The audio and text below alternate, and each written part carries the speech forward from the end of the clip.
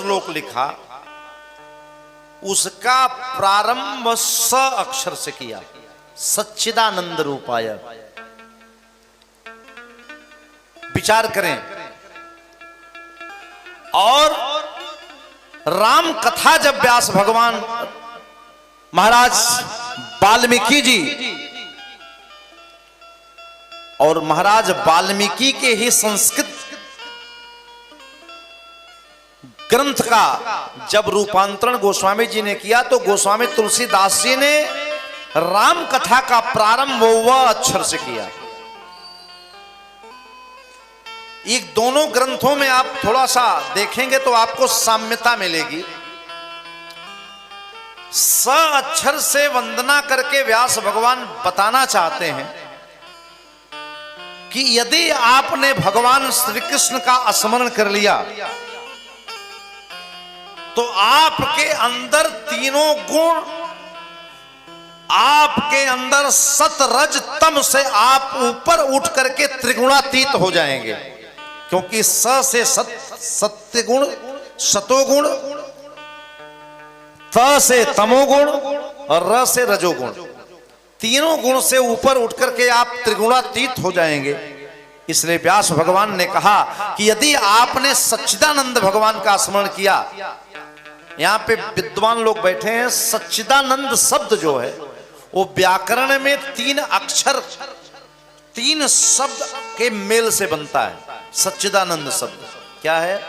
कहा पहला है सत, दूसरा है चित, तीसरा है आनंद। और ये तीनों को जब जोड़ा जाता है तो बनता है सच्चिदानंद। व्यास जी वंदना किसकी कर रहे हैं? कह रहे हैं सच्चिदानंद रूपाय। भगवान क्या है? कहा भगवान सच्चिदानंद रूप हैं।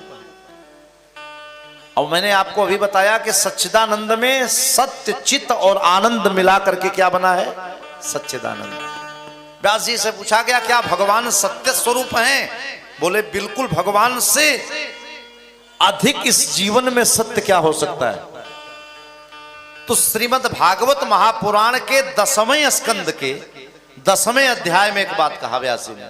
जब भगवान की स्तुति करने लगे तो व्यास जी ने कहा भगवान कौन है?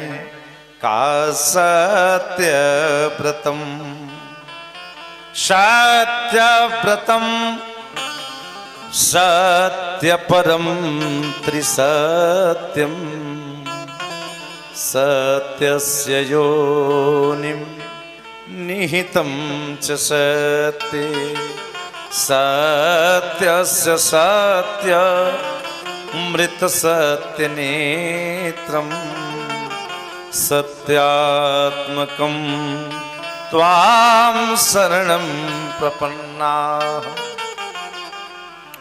भगवान ध्रुव सत्य हैं, आदि मध्यांत सत्य हैं।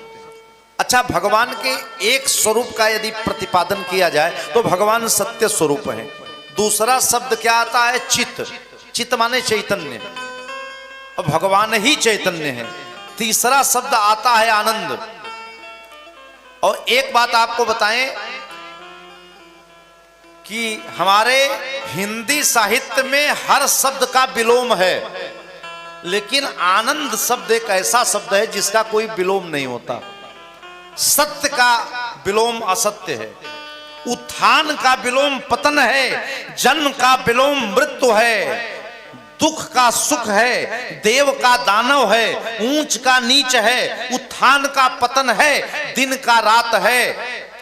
लेकिन आनंद शब्द का कोई विलोम नहीं है। क्यों? क्योंकि आनंद साक्षात भगवान का नाम है, अब भगवान का कोई विकल्प नहीं हो सकता, अब भगवान का कोई विलोम नहीं हो सकता। श्रीमद् भागवत महापुराण की कथा में चौथे दिन कृष्ण जन्मोत्सव आता है, बिहारी भगवान का उत्सव आता है।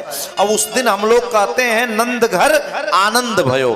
कोई नहीं कहता कि नंद घर कन्हैया भयो, अर्थात आनंद साक्षात प्रभु का नाम है।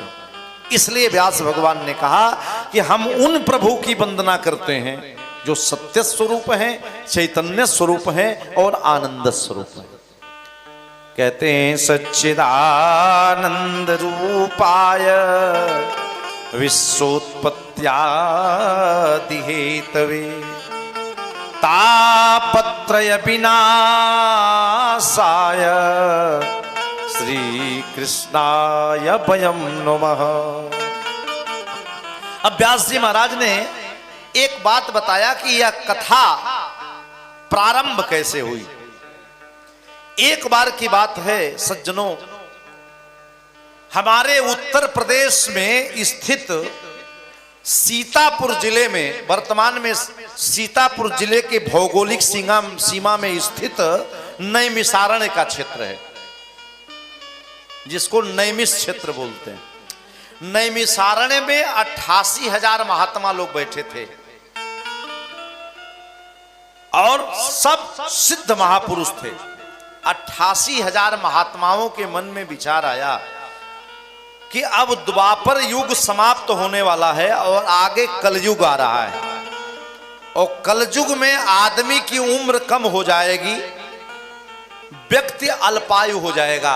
अब आज आप देख लीजिए, इस कराल कलिकाल में अधिकांश दुर्घटनाएं अकाल मृत्यु से काल के गाल में जा रहे हैं। कोई प्राकृतिक आपदा आ रही, कहीं उत्तराखंड में आपदा आप देख रहे हैं। ये अक्सर कुछ न कुछ, कभी आपने जो है कोरोना जैसी वैश्विक महामारी का दर्शन किया, ये क्या है?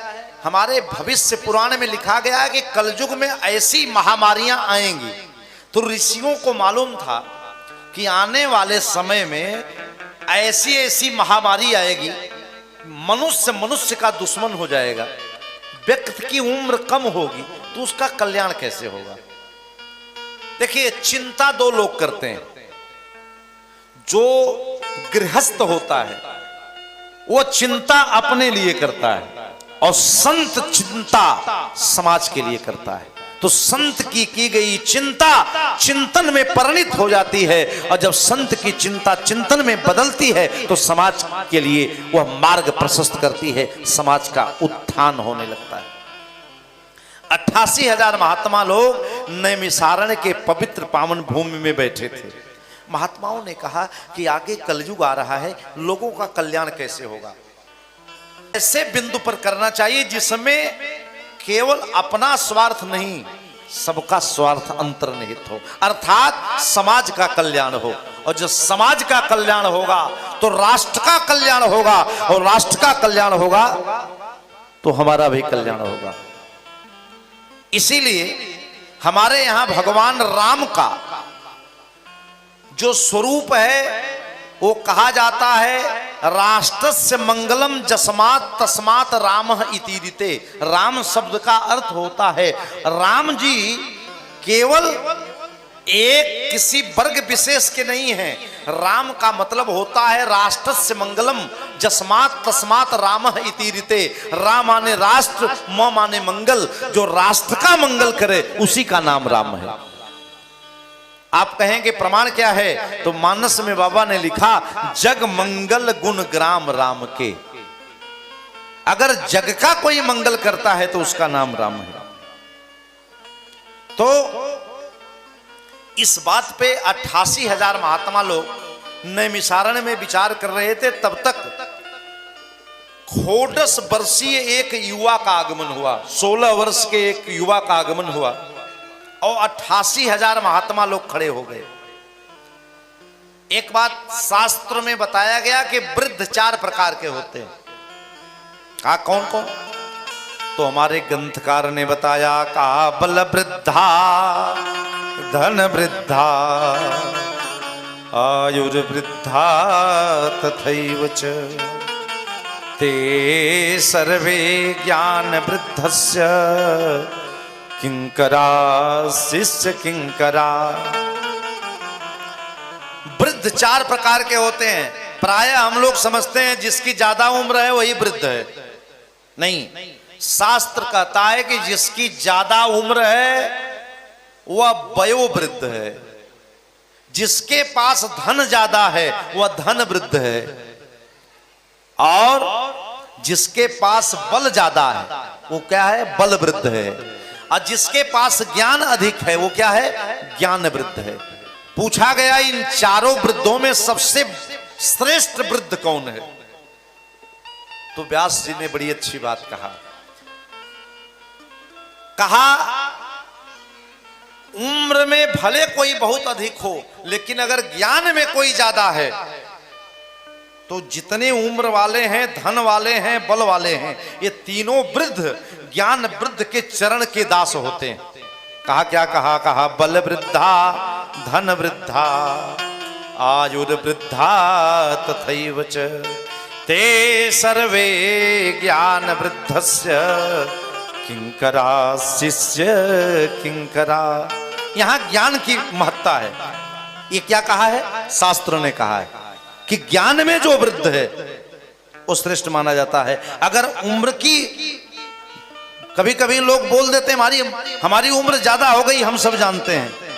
ज्ञान से उम्र का कभी संबंध नहीं है, भक्ति से कभी उम्र का संबंध नहीं है, क्योंकि 5 वर्ष के बालक ध्रुव ने भगवान को प्राप्त कर लिया। अब 95 साल में भगवान का दर्शन बहुत लोग नहीं करते। अगर उम्र से भगवान की भक्ति का संबंध होता तो 5 वर्ष के बालक ध्रुव को भगवान का दर्शन कैसे प्राप्त होता? इसलिए जो ज्ञान में श्रेष्ठ है उसकी उम्र भले कम हो पर वो श्रेष्ठ होता है। 88,000 महात्मा लोग हजारों साल की उम्र वाले थे। दाढ़ी वाले महात्मा खड़े हो गए और सूत जी को प्रणाम किया। प्रणाम महाराज। सूत जी ने कहा, रे ऋषियों, आप लोग उम्र में बड़े हो हमसे। बोले महाराज, उम्र में हम बड़े हैं लेकिन ज्ञान में आप बड़े हैं, इसलिए आप श्रेष्ठ हैं।